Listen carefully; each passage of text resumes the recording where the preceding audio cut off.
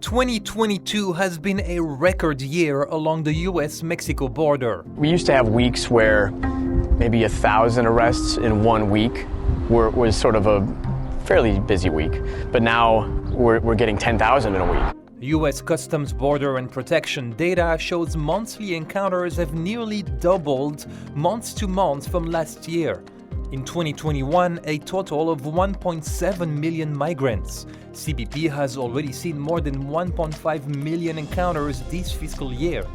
Erwin Reiklin-Melnick is policy counsel at the American Immigration Council Advocacy Group.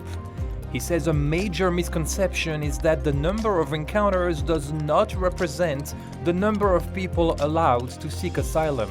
The vast majority of that 1.7 million people, 2/3 of them, were expelled, deported, or sent to ICE detention centers. For over 2 years, border agents have sent millions of people back from the border under Title 42. The health policy allows officials to turn away asylum seekers under the justification that there is serious danger of the introduction of disease into the United States. Officials say this has led to repeat crossers. CBP estimates show 1 in 4 people agents encountered in May were caught crossing the border more than once. There are some people who have been documented as crossing unsuccessfully 30 times, trying over and over again and failing each time. That's driven up the apprehension numbers significantly. Title 42 is tied up in the courts as the Biden administration seeks to end the order. A second Trump administration immigration policy has now come to an end. The Supreme Court in late June sided with the Biden White House in its efforts to end the Remain in Mexico policy. The rule required migrants from a third country to wait in Mexico while their asylum applications moved through the courts. Politicians like Republican Governor Greg Abbott of Texas point the blame of the ongoing surge at the Biden administration. The Biden administration has completely abdicated its responsibility to secure the border. Governor Abbott's Operation Lone Star initiative, launched in March of 2001, has diverted millions in funding to deploy thousands of Texas National Guard troops to the border. Most migrants illegally crossing the border have landed in Texas. Agents say the influx has left them overburdened. Border Patrol agents in Del Rio sector and across the country are completely overwhelmed. We're burned out. John Affinson is the president of the Border Patrol Agents Union in Del Rio, Texas, the busiest border crossing in the country. You figure 10,000 people coming through here in a week. We now have to find space, at least while we're processing them, for all of them.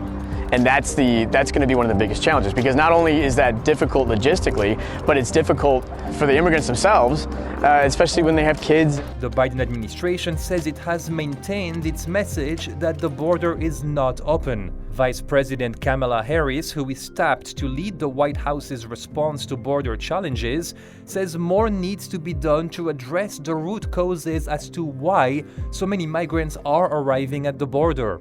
The problem at the border,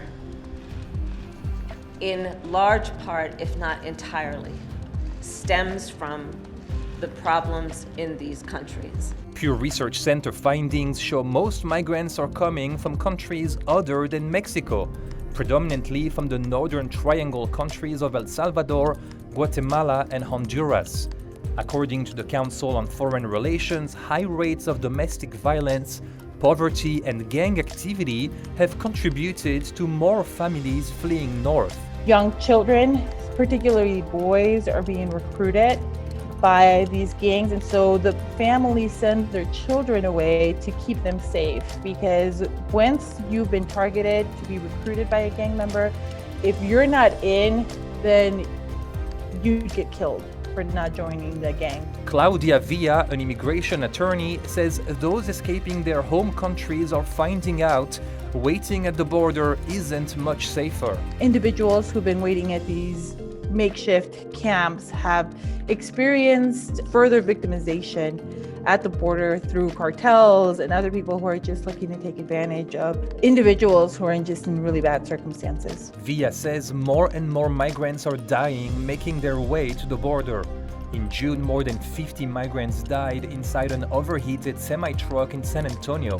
And the Missing Migrants Project recorded more than 1,200 migrants who went missing or died along the US-Mexico border in 2021. This year I've interviewed hundreds and hundreds of families. All of them have been kidnapped, raped, attacked at gunpoint at least once, if not 2 or 3 times. The White House says it is focusing efforts on its new anti-smuggling campaign.